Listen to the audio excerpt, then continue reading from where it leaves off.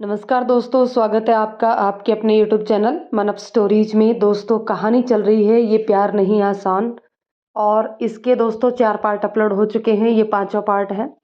दोस्तों, इससे पहले के 4 पार्ट पढ़ने के लिए आपको डिस्क्रिप्शन बॉक्स में प्लेलिस्ट का लिंक दिया हुआ है, वहाँ जाकर के 4 पार्ट पढ़ लीजिएगा।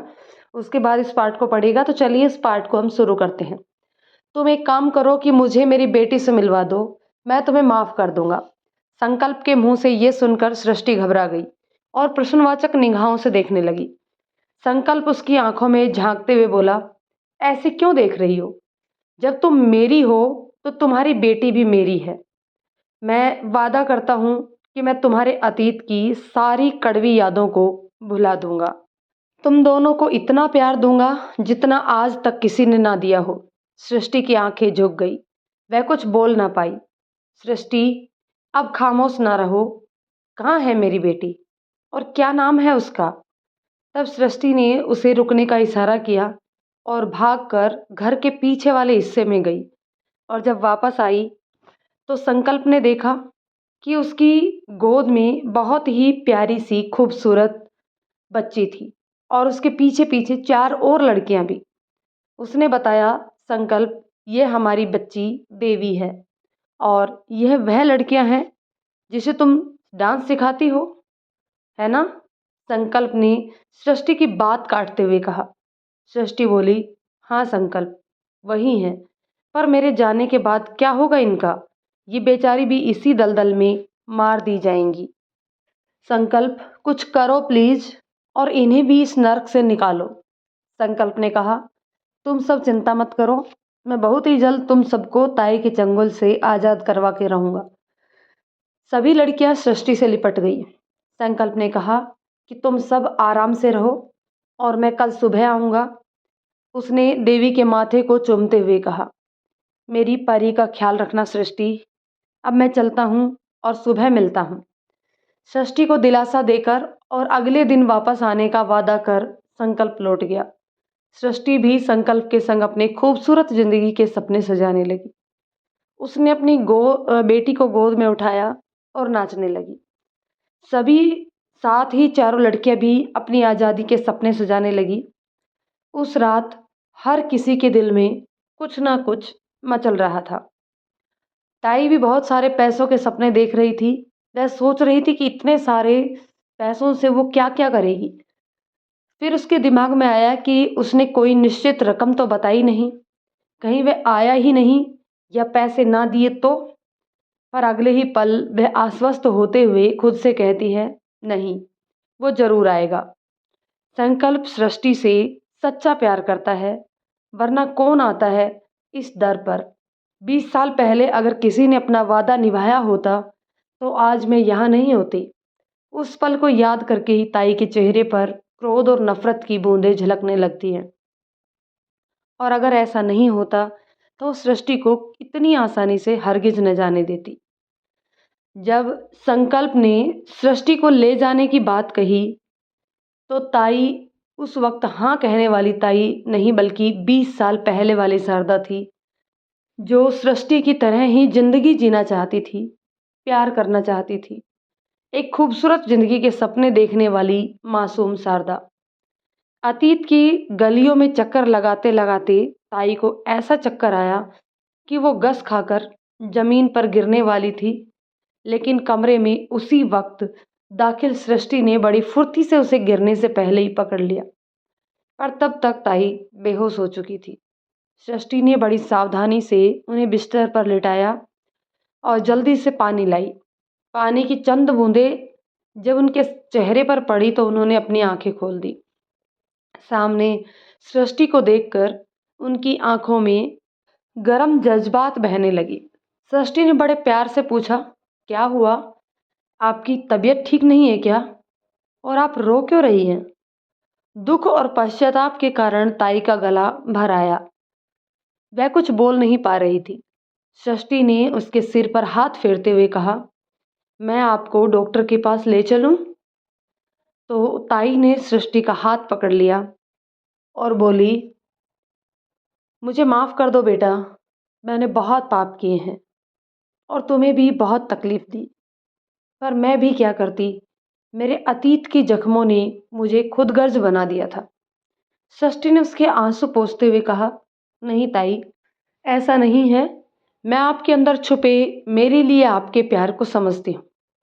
भले ही आप ना कहें, पर मुझे नज़र आता है, जब मैं पहली बार यहाँ आई थी तब आपने मेरे मना करने के बाद मुझे कभी धंधे पर नहीं भेजा। हमेशा मेरा ख्याल रखा, मेरी बच्ची का इतना ख्याल रखा। तुझे ताई उठते हुए बोली, नहीं बेटा, यह तेरा बड़प्पन है। मैंने तो तभी सृष्टि उनके मुंह पर हाथ रखते हुए बोली, अब आप कुछ नहीं कहेंगी और बैठने की कोई ज़रूरत नहीं, चुपचाप आराम करेंगी। बस अगर आपको तकलीफ़ ना हो तो आपके अतीत के ज़ख्मों को जानना चाहूँगी, जिसने आपको यहाँ पहुँचा दिया। लेकिन अगर आपको दिक्कत ना हो तो। सृष्टि की बातें सुनते ही ताई हल्के से मुस्कुराई और बोली, ठीक है, सब बताऊंगी, पर पहले तो ये बताओ कि क्या वो लड़का संकल्प तुझे सच में प्यार करता है? क्या वह कल आएगा तुझे लेने? और क्या वह भरोसे के लायक है? सृष्टि थोड़ा शर्माते और मुस्कुराते हुए बोली, ताई, मैं बहुत खुशकिस्मत हूँ जो मुझे संकल्प जैसा इंसान मिला, जो मुझे इतना प्यार करता है। और रही बात भरोसे की, तो उनसे अलग होने का फैसला मेरा था। मैंने उन्हें अपने बारे में भी नहीं बताया, ना ही देवी के बारे में। फिर भी उन्होंने मुझे ढूंढ लिया और बिना शर्त के देवी को भी अपना लिया। अब शक करने की कम से कम मेरे पास तो कोई वजह नहीं है। संकल्प का दिल बहुत साफ और प्यारा है। सृष्टि की बातें सुनता ही मुस्कुराई और बोली, हाँ, लगता तो मुझे भी था, और इसीलिए मैंने तुझे उसके साथ जाने के लिए हाँ की। और सौदे की बात बस उसे परखने के लिए की, वरना यहाँ बहुत से ऐसे लोग आते हैं, प्यार का नाटक करते हैं और वादे करते हैं कि यहाँ से लड़की को समाज में इज्जत दिलवाएंगे, मान सम्मान देंगे। लेकिन बेटा, कोई उसे अपने घर की लक्ष्मी नहीं बनाता, कोई उसे अपना जीवन साथी बनाकर उसे अपना नाम नहीं देता। पर संकल्प को देखकर अच्छा लगा। वह तुझे बहुत खुश रखेगा, लेकिन उसके घर वाले, वह तुझे अपनाएंगे? ताई की बात सुनकर सृष्टि ने एक लंबी सांस ली और बोली, ताई, इसी बात का तो डर है, पर मुझे पूरा भरोसा है संकल्प पर। यह क्या ताई, आपने तो मुझे मेरी ही बातों में उलझा रखा और अपनी बातें तो बताई ही नहीं। ताई बोली, बेटा, मेरा क्या जाने कितने दिन की मेहमान हूँ। सृष्टि ने मुंह बनाते हुए कहा कि ताई, अब बातें ना बनाओ, कुछ नहीं होगा तुम्हें। पहले तुम मुझे अपनी कहानी बताओ। सृष्टि ने बनावटी गुस्सा दिखाते हुए कहा, तू तो अब पीछे ही पड़ गई। सीधी होने का यह नुकसान है। अब से पहले तो जुबान ना खोलती थी मेरे सामने, और अब जिद भी करने लगी। सृष्टि ने कहा, ताई बताओ ना। ताई कमरे में चारों तरफ एक नज़र घुमाती है, फिर ऊपर की ओर देखते हुए कुछ सोचने लगती है। सृष्टि उन्हें बड़े गौर से देखती रही। फिर ताई बड़े ही शांत और दर्द भरी आवाज में बोली, शारदा। ऐसा बोलते समय उसकी आंखें डबडबा आई। सृष्टि उसका हाथ थामते हुए बोली, ताई, शारदा। ताई ने हाँ में सिर हिलाते हुए कहा, हाँ बेटा, आज की ताई कभी शारदा थी। सृष्टि की आंखें फटी की फटी रह गई। ताई ने एक लंबी गहरी सांस ली और कमरे में सन्नाटा पसर गया। सृष्टि तो सब कुछ जल्दी से जानने के लिए बेकरार थी। ताई जैसे अतीत के उस छोर को पकड़ने की कोशिश कर रही थी, जहां से वह सृष्टि को वो किस्सा सुना सके जब वो शारदा से ताई बनी। कुछ देर तक वह कभी कमरे को निहारती तो कभी कमरे की छत को। सृष्टि ने उनसे पूछा, ताई, आप ठीक तो है ना? शायद आपकी तबीयत ठीक नहीं है, आज रहने दो, मैं फिर कभी सुनूंगी शारदा ताई की कहानी। ताई ने करवट लेते हुए कहा, रुक तो, कहाँ जा रही है? कल तो तू चली जाएगी यहाँ से, फिर कौन सुनेगा शारदा की कहानी, और शायद मैं कभी सुना भी ना पाऊँ। ऐसी रात रोज नहीं आती। सृष्टि, जो कुछ देर पहले जाने की सोच रही थी, फिर से बैठने का मन बना लिया। ठीक है, इत्मीनान से कहो, मैं भी सुनने बिना नहीं जाऊंगी। ताई के चेहरे पर शांति और संतोष के भाव पनप रहे थे। अपने चेहरे पर थोड़ी मुस्कुराहट लाते हुए वह बोली, 20 साल पहले एक थी शारदा। शारदा यानी बेहद खूबसूरत तितली सी, चंचल और अल्हड़, अपनी मर्जी की मालिक। षष्ठी बड़े ध्यान से ताई को देख और सुन रही थी। उन्होंने आगे कहना शुरू किया। 16वें साल की खुमारी और अल्हड़ता 18वें साल में भी बदस्तूर जारी थी। जाने कितनी आंखों का ख्वाब बन चुकी थी शारदा। ताई ने अपने अतीत के पन्नों को पलटना शुरू किया और बोली, शारदा यानी मैं बचपन में ही अपने पिता को खो चुकी थी। कुछ वर्ष अभाव में बीता, पर माँ ने वक्त की धूप शारदा पर तनिक भी न पड़ने दी, पर वे 5वीं कक्षा से आगे ना पढ़ पाई। शारदा की माँ पति के साथ दरी बनाने का काम करती थी और उसके जाने के बाद उसने उसी काम को आगे बढ़ाया। उसकी बनाई दरियाँ, उसके ठोस रंग, आंखों को बरबस आकर्षित करते डिज़ाइन उसके गांव में ही नहीं वरन आसपास के गांव और बड़े घरों में भी मशहूर हो गए थे, जिससे उसे काम और दाम दोनों मिल जाते थे। ठाकुर के घर तो उसके विशेष आना जाना था, क्योंकि ठकुराइन उसके काम को बहुत पसंद करती और दरी की कीमत के अतिरिक्त भी उसे खाने पहनने का सामान देती। शारदा भी अक्सर दरी देने ठकुराइन के घर जाती। अब तो सभी लोग शारदा से भली भांति परिचित हो चुके थे। माँ ही नहीं, अपने आस पास की भी लाडली थी वो। जैसे जैसे उम्र बढ़ी, उसकी खूबसूरती भी बढ़ने लगी और उसका मन तरह तरह के सपनों में खोने लगा। प्रेमी जोड़ों को देखकर उसका भी मन प्यार की सतरंगी दुनिया में खो जाता, पर कच्ची उम्र के इन ख्वाबों को बुनियाद भी कच्ची थी। दूसरी तरफ वह इस बात से अनजान थी कि ठकुराइन के बड़े बेटे जितेंद्र मन ही मन उसे अपना दिल दे बैठे थे, पर अपने दिल की बात कहने का मौका नहीं मिल रहा था। और दूसरी तरफ आर्थिक और सामाजिक खाई भी उन्हें शारदा से अपनी बात कहने से रोकती। अगर बड़े ठाकुर साहब को पता चले तो शायद शारदा की जान भी ले ले। फिर भी कहते हैं ना, प्यार वह वाला है जो ऐसे रोक टोक और समाज की परवाह भी कहाँ करता है। वह तो प्रेमियों की जान लेकर ही खुश होता है। पर अभी तो ये प्यार एक तरफा था। जितेंद्र हर दिन बड़ी बेचैनी से अपने घर के आंगन में पड़ताल करते। शारदा यहाँ तक तो आती थी, पर पिछले 1 सप्ताह से न शारदा आई और न ही उसकी माँ। कई बार सोचा कि अपनी माँ से पूछे, पर हिम्मत ना हुई। कोई ऐसा कारण भी तो ना था कि शारदा के गांव में हो ही आते तो उसकी कोई खैर खबर ही मिल जाती। बड़ी जुगत लगाने के बाद उसे एक उपाय सूझा। अपनी माँ से बोला, माँ, मेरे दोस्त सुरजीत की माँ दरी बनवाने की कह रही थी, जैसे तुम बनवाती हो, तो तुम शारदा की माँ से कह दो कि 3-4 अच्छी अच्छी दरिया बना दे उनके लिए। उसकी माँ बोली, बेटा, वह तो कई दिनों से आई नहीं, जब आएगी तब कह दूंगी। जितेंद्र को कोई हल निकलते ना दिखा, क्योंकि समस्या तो जस की तस थी। फिर कुछ सोचकर उसने कहा, माँ, उन्हें तो बहुत जल्दी थी और 3-4 दरिया बनवाने में भी समय लगेगा।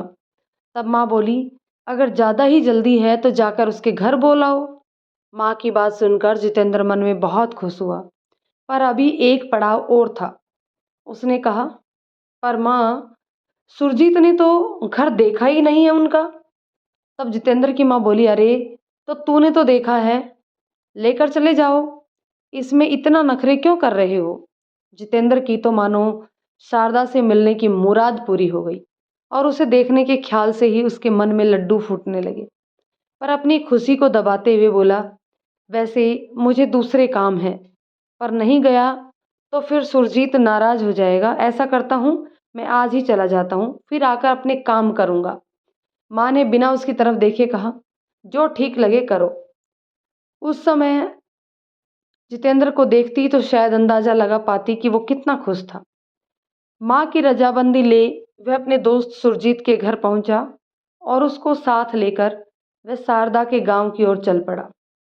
रास्ते भर सुरजीत उससे पूछता रहा, पर उसने उसे कुछ नहीं बताया। जब शारदा के घर पहुंचा तो शारदा की माँ बाहर ही मिल गई। उन्होंने उन्हें देखते ही कहा, अच्छा हुआ चाची जो यहीं मिल गई, कई दिनों से आप हमारे गांव नहीं आई। शारदा की माँ बोली, हाँ बेटा, मेरी तबीयत ठीक नहीं रहती। तुम कहो, कैसे आना हुआ? कुछ काम था क्या? और बहू जी कैसी हैं? उसने कहा, सब ठीक हैं और माँ भी। वो बस मेरे दोस्त की माँ को दरी बनवानी थी, वो भी जल्दी ही।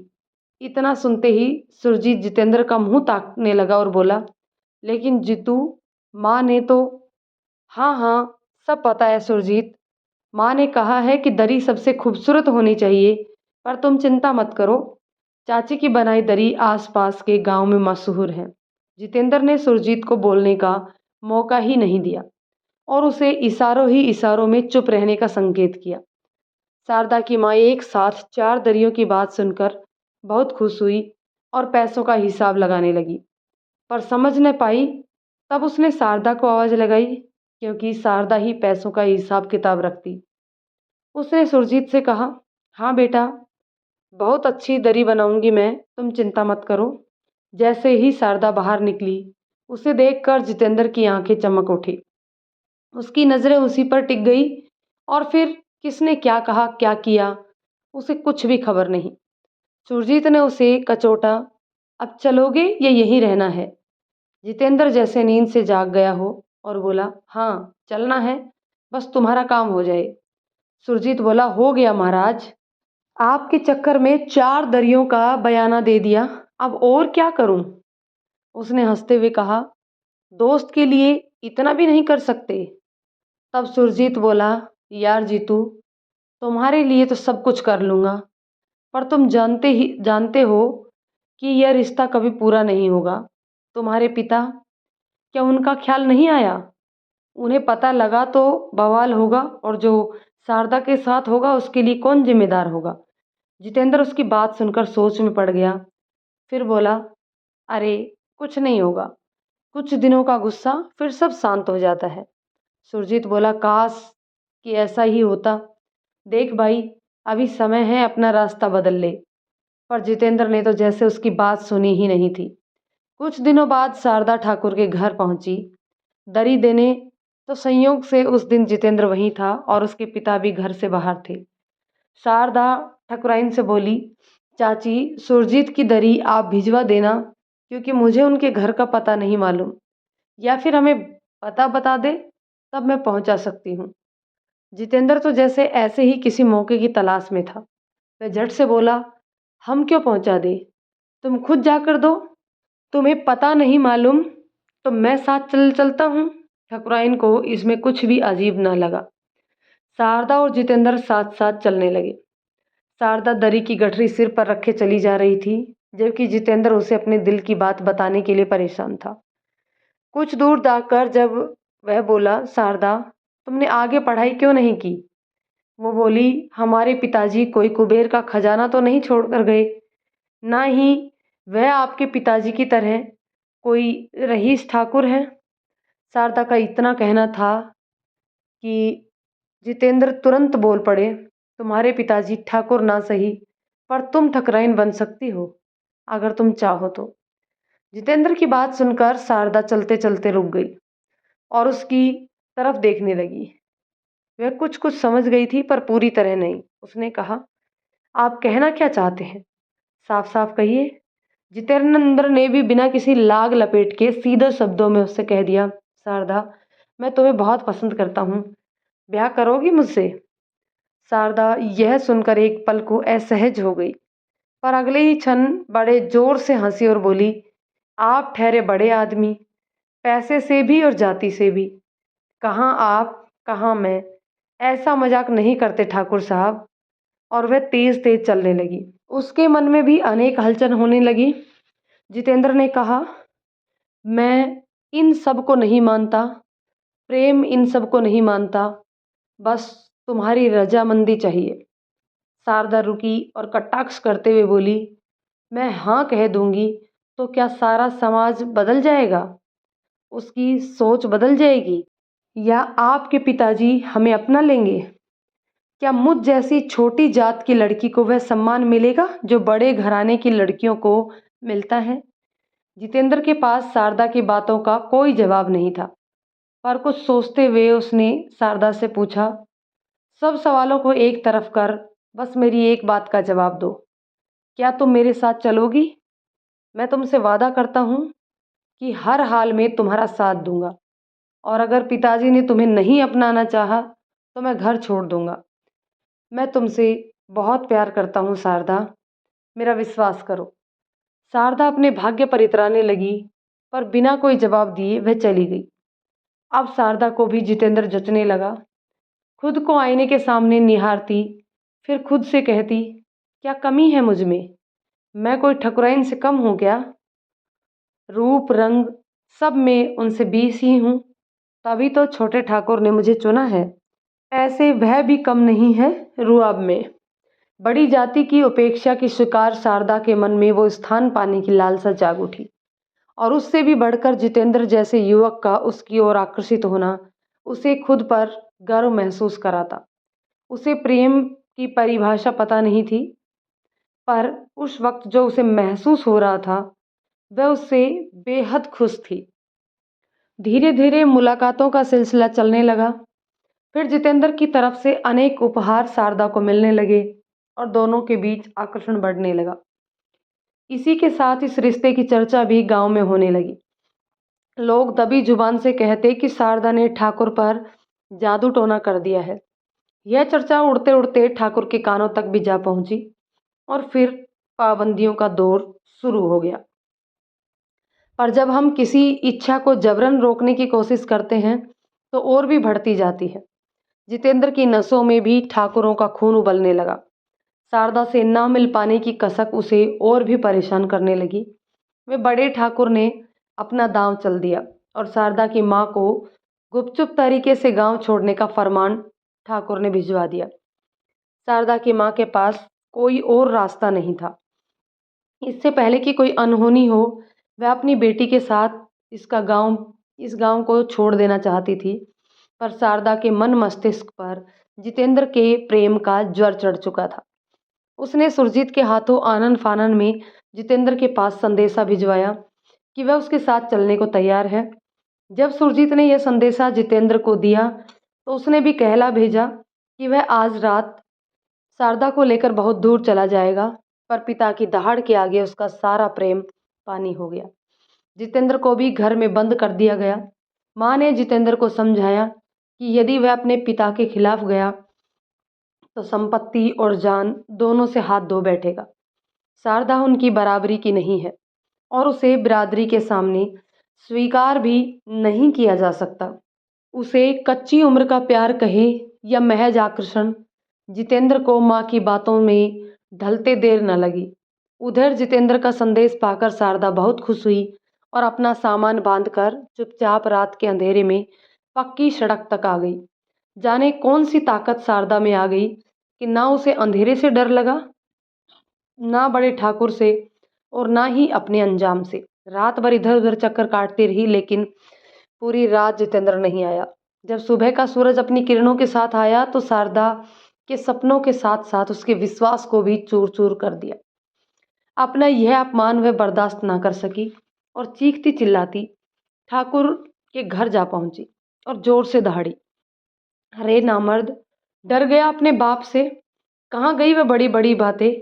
अरे तू तो ठाकुरों के घराने का कलंक है, निकल बाहर। दोस्तों, कहानी के इस पार्ट को अभी यहीं ख़त्म करते हैं। मिलते हैं एक और पार्ट में। तब तक के लिए कहानी आपको कैसी लगी कमेंट करके ज़रूर बताइएगा। यदि कहानी पसंद आती है तो इसे लाइक शेयर करें। चैनल पर नए हैं तो प्लीज़ इसे सब्सक्राइब जरूर कर लें।